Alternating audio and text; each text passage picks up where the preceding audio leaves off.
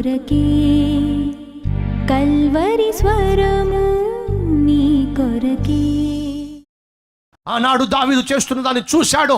దావీదు ఏం చేయబోతున్నాడు? అడ్రస్ లేకుండా చేయబోతున్నాడు. ఏం చేయబోతున్నాడు? సాక్ష్యం లేకుండా చేయబోతున్నాడు. ఏం చేయబోతున్నాడు? తన పాపం బయట పడకుండా కప్పెట్టే ప్రయత్నం చేస్తున్నాడు. ఆ ప్రయత్నంలో ఏం చేశాడో తెలుసా? ఉత్తరం రాశాడు. ఏంటి ఆ ఉత్తరం? యోవాబు, ఊరియా బతికుండడానికి వీల్లేదు, వీడిని చంపేసేయి. ఇట్లు దావీదు రాజు ఉత్తరం రాశాడు. ఊరియాను పిలిచి, ఊరియా ఇట్రా, రాజా చెప్పండి, ఈ ఉత్తరం తీసుకో. ఏమిటి రాజా? ఇది తీసుకెళ్ళి యోవాబుకి ఇవ్వు. అలాగే రాజా. ఊరియా చేతిలో మరణ శాసనాన్ని పెట్టాడు. ఏ శాసనం? ఊరియా చేతిలో మరణ శాసనం పెట్టాడు. ఊరియా ఎంత నమ్మకమని తెలుసా అండి? ఆ ఉత్తరాన్ని చేతుల్లో పట్టుకుని తన మరణాన్నే నమ్మకంగా మోసుకుంటూ వెళ్తున్నాడండి. ఒకవేళ మధ్యలో అసలు ఏం రాశాడు మన దావీదు? తెరిచి చూస్తే ఏముంటుంది? యోవాబు, ఊరియా బ్రతకడానికి వీల్లేదు, వీడిని చంపేసి. ఓరి దావీదు, నమ్మకంగా జీవించే నేను, యథార్థంగా జీవించే నేను ఏ పాపిష్టి పని చేశానని నన్ను పొట్టన పెట్టుకోబోతున్నావు, నన్ను చంపబోతున్నావు అని అడిగేవాడా లేదా? ఊరియా ఎంత మంచివాడంటే ఆ ఉత్తరం తీసుకెళ్ళి యోవాబు చేతిలో పెట్టాడు. జాగ్రత్తగా వినాలి, చాలా విలువైన విషయాలు మీతో పంచుకుంటున్నా. యోవాబు ఉత్తరం తీశాడు.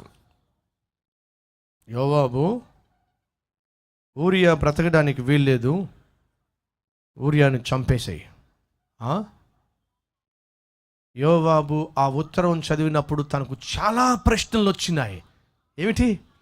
దావీదు కూనీకోరుగాడే, దావీదు హంతకుడు కాదే, ఎప్పుడు ఇలాంటి పాపిష్టి పని చేయలేదే, ఏదో అక్కడ జరుగుతుంది.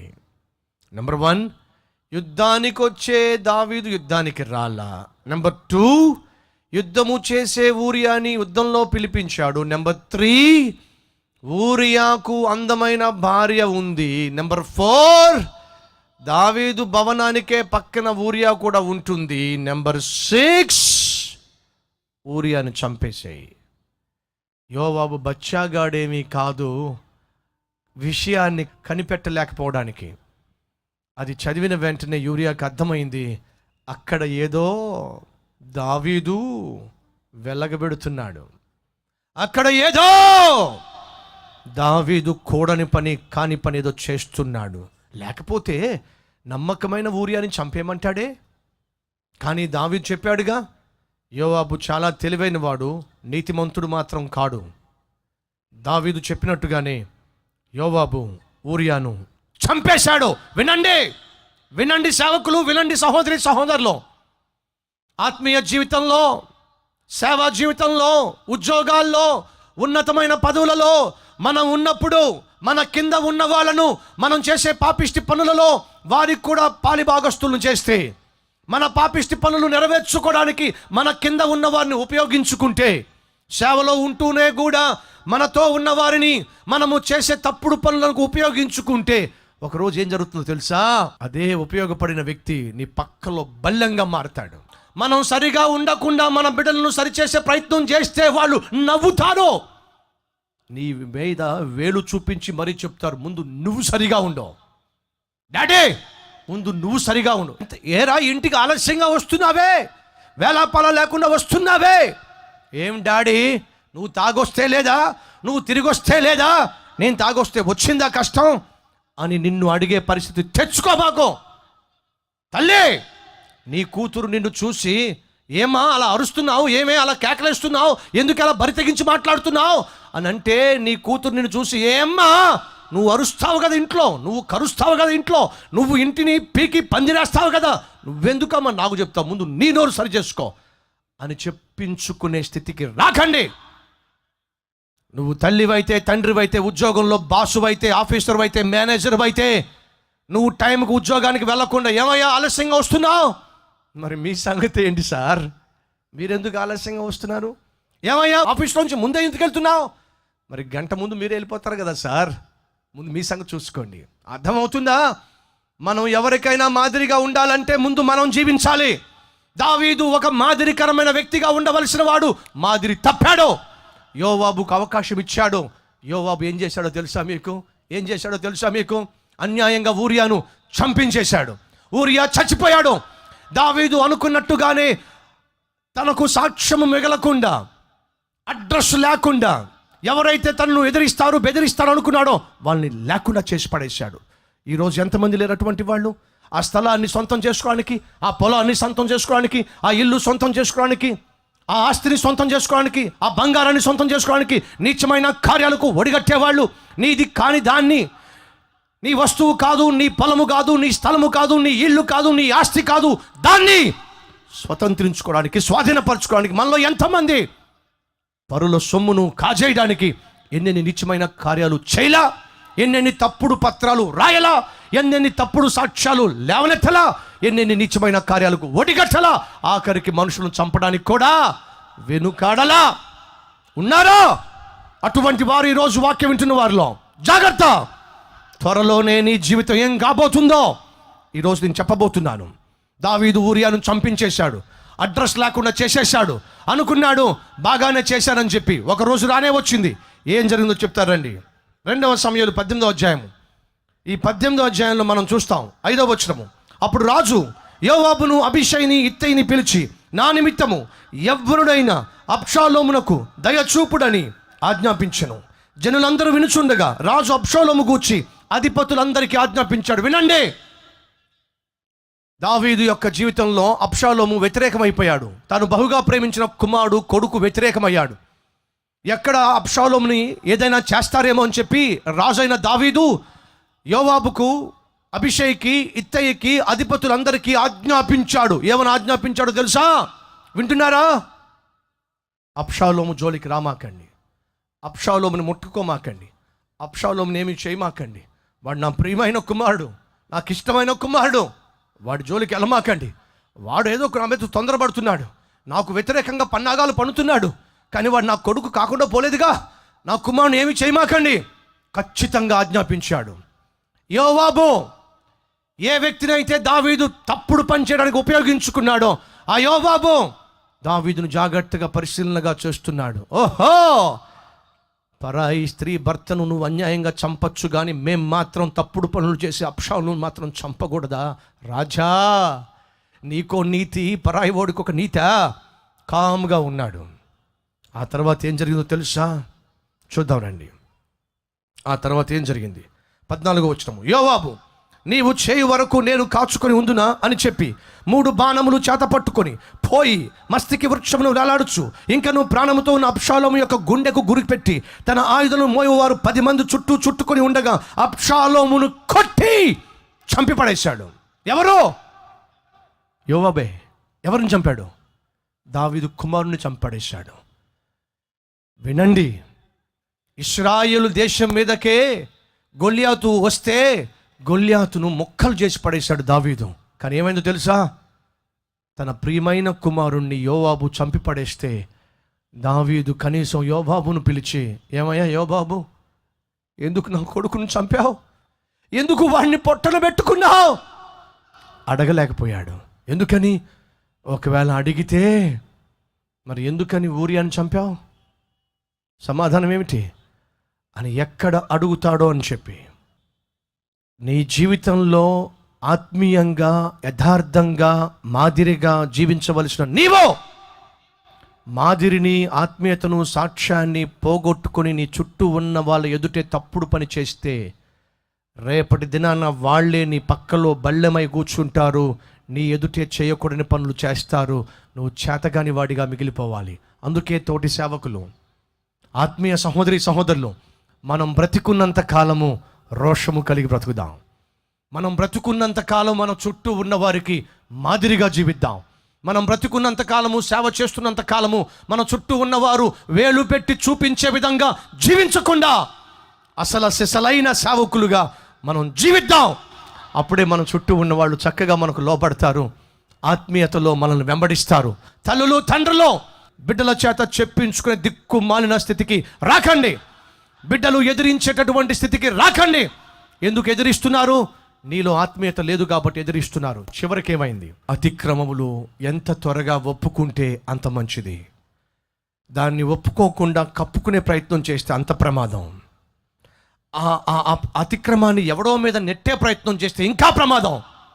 చేసిన పాపిష్టి పని అడ్రస్ లేకుండా చేయాలని చెప్పి సాక్ష్యాధారాలు లేకుండా వాడిని చంపేసే ప్రయత్నం చేస్తే అది ఇంకా ప్రమాదం. దావీదు ఏం చేశాడో తెలుసా? ఉరియాను చంపించేశాడు.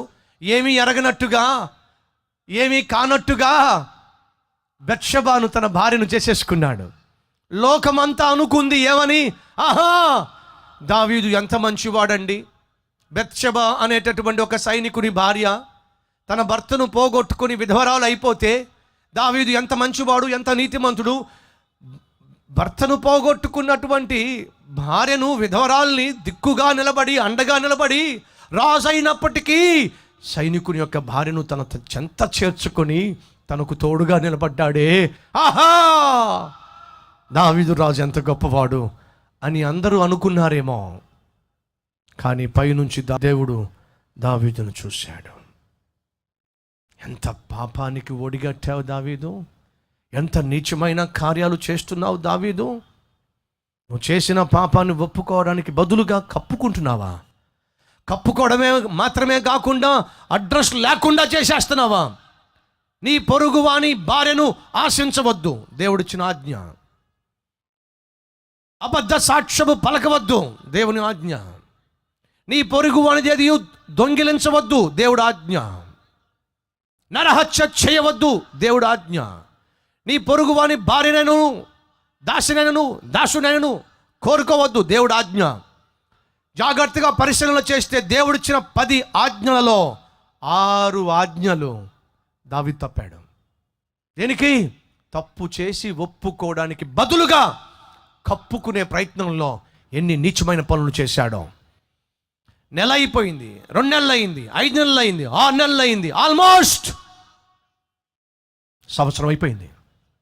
దావీదులో ఆత్మీయత లేదు, దావీదులో ప్రార్థన లేదు, దావీదులో మందిరానికి వెళ్ళి దేవుని సన్నిధిలో మోకాళ్ళ మీద పడి తప్పు ఒప్పుకునే స్థితి లేదు. ధర్మశాస్త్రాన్ని పక్కన పెట్టేశాడు, ప్రార్థన పక్కన పెట్టేశాడు, దేవునితో సహవాసం కట్ అయిపోయింది. ఇప్పుడు ఎంతసేపు పాపాన్ని కప్పుకోవాలి, పాపాన్ని కప్పుకోవాలి, పాపాన్ని బయటపడకుండా జాగ్రత్త పడాలి. ఇదే గొడవ. తెలుసా మీకు?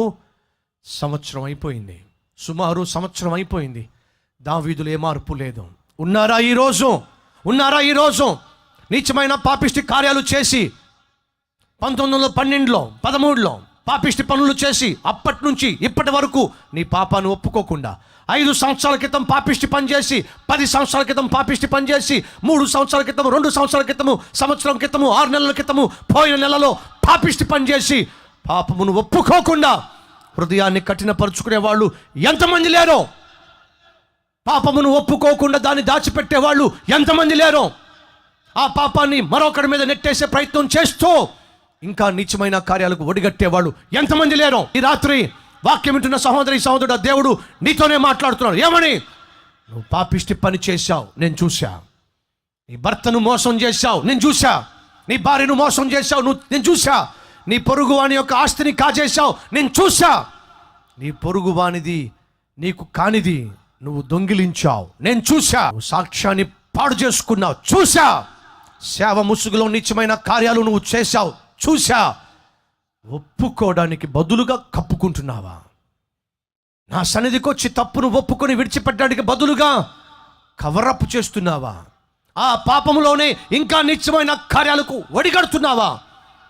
దేవుడు నీతోనే మాట్లాడుతున్నాడు. చాలు, నువ్వు చేసిన నీచమైన పనులు దేవుడు చూశాడు. ఒక్క మాట జాగ్రత్తగా వినండి. దేవునికి ఉన్న ఒక మంచి మనసు ఏమిటంటే, ఎవరినైనా శిక్షించే ముందు దేవుడు ఆ వ్యక్తికి ఒక అవకాశం ఇస్తాడు. ఎవరినైనా శిక్షించే ముందు దేవుడు ఒక అవకాశం తప్పనిసరిగా మనిషికి ఇస్తాడు. ఆదామా పిలిచాడు. వెంటనే వెళ్ళి ఆదాము చెట్లు చాటును దాక్కున్నాడు. ఆదామా ఎక్కడా? నీ స్వరము విని నేను చెట్లు చాటును దాక్కున్నావా? దిగంబరివని నీకెవడు చెప్పాడో? తినవద్దన్న పండు తిన్నావా? అడుగుతున్నా. దేవునికి తెలీదా? తెలుసండి. తిన్నావా? అన్నప్పుడు, అవును ప్రభువా, తినవద్దన్న పండు తిన్నారు ప్రభువా, నన్ను క్షమించయ్యా అంటాడేమో. క్షమించాలని దేవుడు ఆశించాడు. శిక్షించే ముందు దేవుడు ఒక అవకాశం ఇస్తాడు. గెహజీ, నువ్వు ఎక్కడి నుంచి వస్తున్నావు? నేను ఎక్కడికి పోలా. శిక్షించే ముందు ఒక అవకాశం. కయీను, నీ సహోదరుడు ఎక్కడా? శిక్షించే ముందు ఒక అవకాశం. దావీదును దేవుడు చూశాడు, చేసిన పాపాన్ని చూశాడు. శిక్ష ముంచుకు రాబోతుంది, దావీదు మీదకు శిక్ష ముంచుకుని రాబోతుంది. ఏమిటా శిక్ష? మరణ శిక్ష. మరణ శిక్ష దావీదు మీదకు రాబోతుంది. శిక్షించే ముందు దావీదును ఒక్కసారి ఒక్క అవకాశం ఇవ్వాలని చెప్పి దేవుడు ఆశించాడు. 12వ అధ్యాయము నాతాను ప్రవక్త దావీదు దగ్గరకు వచ్చేసాడు. నాతాను ప్రవక్త దావీదు దగ్గరకు వచ్చాడు. దావీదు దగ్గరకు వచ్చి డైరెక్ట్గా చెప్తే దావీదు ఏం చేస్తాడు? అంతకుముందు సౌలు సమూయేలుతో గొడవ పడ్డాడు. అంతకుముందు సౌలు యాజకుల్ని చంపించి పడేశాడు. ఇప్పుడు రాజుగా దావీదు మార్గం తప్పాడు, చీకట్లో జీవిస్తున్నాడు, అడ్డొచ్చిన వాడిని చంపేస్తున్నాడు. దైవజనుడిగా, సేవకుడిగా నేను వచ్చి ఒకవేళ డైరెక్ట్గా దావీదు గురించి తప్పు బయట పెడితే ఏం చేస్తాడో అనేటటువంటి ఆలోచనతో నాతాను చెప్పింది ఏంటో తెలుసా మీకు? జాగ్రత్తగా వినండి. నాతాను వచ్చాడు. దావీదు, చెప్పు నాతాను. ఒక పట్టణంలో ఇద్దరున్నారు. ఒకడు ఐశ్వర్యవంతుడు, ఒకడు దరిద్రుడు. ఐశ్వర్యవంతునికి చాలా గొర్రెలు, ఎడ్లు, గాడిదలు ఉన్నాయి. ఆ దరిద్రుడికే ఒకే ఒక్క గొర్రె ఉంది. ఆ గొర్రె అంటే దరిద్రుడికి చాలా ప్రాణంగా చూసుకుంటున్న ఆ గొర్రెను పెంచుకుంటూ ఉంటే ధనవంతుడి ఇంటికి ఒక అతిథి వచ్చాడు. తన దగ్గరున్న గొర్రెలు కానీ తన దగ్గరున్న దూడను కానీ వధించకుండా అన్యాయముగా ఆ పేదవాడు పెంచుకుంటున్న ఒకే ఒక్క గొర్రెను లాక్కొచ్చి వధించి తన ఇంటికి వచ్చినటువంటి ఆ బంధువుకు విందు చేశాడు దావీదు. అనంటే దావీదు గొర్రెల కాపరి. గొర్రెలంటే చాలా బాగా ఇష్టం. ఎప్పుడైతే గొర్రెల కాపరిగా గొర్రెల గురించి చెప్పాడో దావీదు ఏమన్నాడో తెలుసా? చూద్దాం రండి. 12వ అధ్యాయము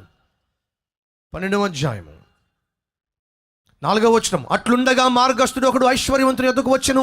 అతడు తన యొద్దకు వచ్చిన మార్గస్థునికి ఆయత్తము చేయుటకు తన గొర్రెలలో కానీ గొడ్లలో కానీ దేనిని ముట్టనొలక ఆ దరిద్రుని గొర్రె పిల్లను పట్టుకొని తన యొద్దకు వచ్చిన వారికి ఆయత్తము చేసెను. దావీదు ఆ మాట విని ఆ మనుషుని మీద బహుగా కోపించుకొని, యెహోవా జీవము తోడు, నిశ్చయముగా ఈ కార్యము చేసిన వాడు మరణ పాత్రుడు. వాడు కనికరము లేక ఈ కార్యము చేసిన కనుక ఆ గొర్రె పిల్లకు ప్రతిగా 4 గొర్రె పిల్లలను ఇయ్యాల్సిందే. ఎంత రోషంగా చెప్పాడండి దావీదు. వినండి. ఆనాడు ఊరియా చేతిలో తన మరణ శాసనాన్ని పెట్టి దావీదు మహా తెలివి చూపించాడు. ఊరియా చేతిలోనే ఊరియా మరణాన్ని పెట్టి, మరణ శాసనాన్ని పెట్టి తన చేతులతో మోయించాడు. దేవుడు తెలివి తక్కువవాడు కాదు. మోసపోవద్దు. దేవుడు వెక్కిరించబడు. మనిషి ఏమి విత్తుతాడో దాన్ని కోయక తప్పదు. ఏ దావీదైతే ఊరియా చేతిలోనే మరణ శాసనాన్ని పెట్టి పంపించాడో ఆ దావీదు చేసిన పాపమును బట్టి ఇప్పుడు దేవుడు దావీదుకు రావలసిన శిక్షను దావీదు నోటిలో నుంచే ఇప్పుడు బయటకు తీసుకొస్తున్నాడు. ఏమంటున్నాడు దావీదు? ఆ మనుషుడు మరణ పాత్రుడు, ఒక గొర్రెకు ప్రతిగా 4 గొర్రెలు ఇవ్వాల్సిందే అనేశాడండి. దావీదు జీవితంలో ఒక గొర్రెకు ప్రతిగా 4 గొర్రెలు ఇవ్వాల్సి వచ్చిందండి. 4 కుమారులు దావీదు పోగొట్టుకున్నాడండి. 4 కుమారులు దావీదు కుమారులు చచ్చిపోయారండి. ఎందుకని? ఒక గొర్రెను తీసుకున్నాడు, 4 గొర్రెలు ఇవ్వాల్సి వచ్చింది. ఆ మనుషుడు మరణ పాత్రుడు అన్నప్పుడు నాతాను అంటున్నాడు, కళ్ళల్లోకి కళ్ళు పెట్టి నాతాను అంటున్నాడు, ఆ మనుష్యుడవు నీవే. దావీదును చూసి సూటిగా చెప్పాడు, ఆ మనుష్యుడవు నీవే. ఎప్పుడైతే ఆ మనుషుడవు నీవే అని దావీదును చూసి చెప్పాడో,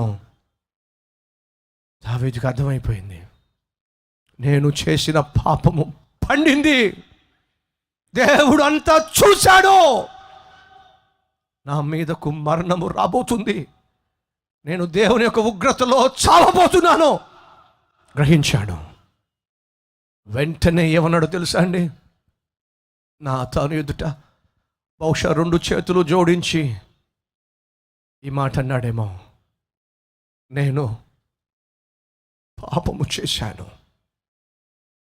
దావీదులోని గొప్పతనం ఏమిటంటే, ఎప్పుడైతే దైవజనుడు వచ్చి దావీదును చూసి చేసిన పాపాన్ని బయట పెట్టాడో, దావీదు కప్పుకునే ప్రయత్నం చేయలా. దావీదు కప్పుకునే ప్రయత్నం చేయలా. ఏం చేశాడు తెలుసా? ఒప్పుకున్నాడు. నేను తప్పు చేశాను, ఒప్పుకున్నాడు. అప్పుడు ప్రవక్త నాతాన్ అంటాడు, నీ తప్పు ఒప్పుకున్నావు గనుక దేవుడు నువ్వు చావకుండా నీ ప్రాణాన్ని కనికరిస్తున్నాడు. కానీ నువ్వు చేసిన పాపాన్ని బట్టి నీకు పుట్టే కుమారుడు మాత్రం చనిపోవలసిందే. శిక్ష పడింది. ఆ తర్వాత అబ్షాలోము చంపబడ్డాడు. ఆ తర్వాత మరొక 2 కుమారులు చంపబడ్డారు. 4 చంపబడ్డారు. 1 గొర్రెకు ప్రతిగా 4 గొర్రెలు దావీదు ఇవ్వాల్సి వచ్చింది. సహోదరి సహోదరా, ఈ రాత్రి నీతో సూటిగా మాట్లాడుతున్నా. దావీదు లాంటి వాడే దారి తప్పినప్పుడు, ఆత్మీయతను నిర్లక్ష్యము చేసినప్పుడు, పాపము చేసి పాపములో పడి పాపమును ఒప్పుకోకుండా కప్పుకునే ప్రయత్నము సంవత్సరం పాటు చేసినప్పుడు తన జీవితంలో ఆ సంవత్సరము చీకటి సంవత్సరంగా మిగిలిపోయింది. గడిచిన సంవత్సరము చీకటి సంవత్సరముగా మిగిలిపోయింది. కానీ ఎప్పుడైతే దైవజనుడు వచ్చి పాపాన్ని బయట పెట్టాడో, నాటి నుంచి దావీదు జీవితంలో వెలుగు సంవత్సరాలు పుట్టుకొచ్చినాయి. 1 రాజులు 15వ అధ్యాయము 4వ వచనంలో ఒక మాట ఉంది, అది చెప్పి నేను ముగిస్తున్నాను, వినండి. 1 రాజులు 15వ అధ్యాయము 4-5 వచనాల్లో ఏముందో తెలుసా? ఒక్క ఊరియా విషయంలో తప్ప దావీదు ఇంకెన్నడూ కూడా ఏ పాపము చేసినవాడు కాదు. ఎప్పుడైతే దైవజనుడు వచ్చి దావీదు యొక్క పాపమును బయట పెట్టాడో, ఆ పాపమును దావీదు ఒప్పుకున్నాడో, ఇంకెప్పుడు పరాయి స్త్రీ జోలికి వెళ్ళలా, ఇంకెప్పుడు పాపము జోలికి వెళ్ళలా, ఇంకెప్పుడు దారి తప్పలా. ఈరోజు ఈ మాటలు వింటున్నా నా ప్రియ సహోదరి సహోదరా. ఆనాడు నాతాను ప్రవక్త వచ్చి ఏ రీతిగా దావీదు చేసిన పాపాన్ని బయట పెట్టాడో, ఈనాడు దేవుని సేవకునిగా నేను వచ్చి నీలో ఉన్నటువంటి ప్రతి పాపమును దేవుని ఆత్మ చేత బయట పెట్టి, ఆ మనుషుడవు నీవే అని సూటిగా నీకు ఈ వాక్యము చెప్తున్నప్పుడు, దావీదు వలె పశ్చాత్తాపడి, ప్రభువా నేను చేసింది తప్పే, గత సంవత్సరంగా పాపంలో జీవిస్తున్నా, గత 2 సంవత్సరాలుగా పాపంలో జీవిస్తున్నా, గత 3 సంవత్సరాలుగా పాపంలోనే నేను జీవిస్తున్నా, ఆ పాపాన్ని ఒప్పుకోకుండా కప్పుకుంటూనే వచ్చా, నన్ను క్షమించు ప్రభువా అని ప్రార్థన చేస్తావో, లేకపోతే ఈరోజు ఆ పాపంలో నేను బయటికెళ్ళి నాశనమైపోతావో, నీ ఇష్టం. కళ్ళు మూసుకున్నట్లయితే ప్రార్థన చేద్దాం. ప్రతి ఒక్కరూ కళ్ళు మూసుకోండి. శరణం నీ చరణం, శరణం నీ చరణం, ఇదిగో దేవా నా జీవితం, ఆపాదమస్తకం నీకంకితం, ఇదిగో దేవా నా జీవితం, ఆపాదమస్తకం నీకంకితం. పలుమార్లు వైదొలగినాను, పరలోక దర్శనము నుండి, విలువైన నీ దివ్య పిలుపుకు తగినట్లు జీవించ జీవించనైతి. అడుగుదాం ప్రభుని. పలుమార్లు తొలగినాను, హృదయపూర్వకముగా క్షమాపణ కోరదాం. పరలోక దర్శనము ప్రభువా, నేను దర్శనం తొలగిపోయాను. విలువైన నీ దివ్య పిలుపుకు నే తగినట్లు జీవించనైతి. అయినా నీ ప్రేమతో నన్ను దరి చేర్చినావు. అందుకే గైకొనుము ప్రతి ఒక్కరూ లేచి నిలబడదాం, ప్రార్థనలోకి వెళ్దాం. హృదయపూర్వకంగా మనల్ని మనం పునరంకితం చేసుకుందాం. అయినా నీ మీ హృదయాలను, మీ జీవితాలను ప్రభువుకి అంకితం చేసే అద్భుతమైన సమయం. దరి చేర్చినావు, అందుకే గైకొనుము దేవా ఈ నా శేష జీవితం. ఇదిగో దేవా నా జీవితం, ఆపాదమస్తకం నీకంకితం. ఇదిగో దేవా నా జీవితం, ఆపాదమస్తకం నీకంకితం. రెండు చేతులు పైకెత్తి శరణం ప్రభువా, నువ్వే నాకు శరణం. శరణం నీ పాదములే శరణం. శరణం నీ చరణం ప్రభువా, నీ పాదములే నాకు శరణం. నీ చరణం నన్ను మన్నించి అంగీకరించు ప్రభు. శరణం నీ చరణం. ఇదిగో దేవా నా జీవితం, ఆపాదమస్తకం నీకంకితం. ఇదిగో దేవా నా జీవితం, ఆపాదమస్తకం నీకంకితం.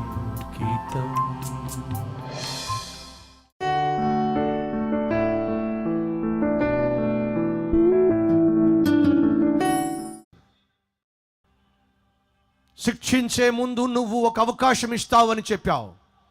ఈ రాత్రి నాయన, ఎవరెవరైతే పాపములను ఒప్పుకోకుండా, చెప్పుకోకుండా, విడిచిపెట్టకుండా, కనికరము కోరకుండా సంవత్సరాలుగా, నెలలుగా, రోజులుగా పాపమే చేస్తూ వస్తున్నారో వారి మీదకు శిక్ష రాబోతుంది. ఆ శిక్ష రాక మునిపే నీవు వారికి ఒక అవకాశం ఇవ్వడానికి ఈ మీటింగ్స్ ఏర్పాటు చేశావు. ఎందరైతే తమ జీవితంలో చీకటి సమయం గుండా వెళ్తున్నారో, చీకటి పాపిష్టి పనులు చేస్తూ జీవిస్తున్నారో, వారితో బహుసూటిగా స్పష్టంగా మాట్లాడావు. నీ స్వరము విని, నీ హెచ్చరిక విని, ఆ మనుషులను నేనే పాపము చేశాను, తప్పు చేశాను, నీచమైన కార్యములకు ఒడిగట్టాను, నా సాక్ష్యాన్ని పాడు చేసుకున్నాను, సేవను అవమానపరిచాను, నాకిచ్చిన పిలుపుకు తగినట్టుగా జీవించకుండా దిగజారిపోయాను, ఒక భర్తగా, ఒక భార్యగా నా బాధ్యతలు మరిచాను, తల్లిగా, తండ్రిగా జీవించవలసిన విధముగా జీవించలేకపోయాను అని ఎవరైతే ప్రభువా ఈ రాత్రి పశ్చాత్తాపడుతున్నారో వారి పశ్చాత్తాపాన్ని మీరు చూసి ప్రతి ఒక్కరి పాపమును క్షమించి వారికి నూతన హృదయాన్ని, నూతన మనస్సును, నూతన జీవితాన్ని, నూతన ప్రారంభాన్ని, నూతన మార్గాన్ని, ఆత్మీయ బలాన్ని, శక్తిని ప్రతి ఒక్కరికి దయచేయమని యేసు పరిశుద్ధ నామములో ఈ ప్రార్థన సమర్పిస్తూ ఉన్నాను తండ్రి. ఆమేన్.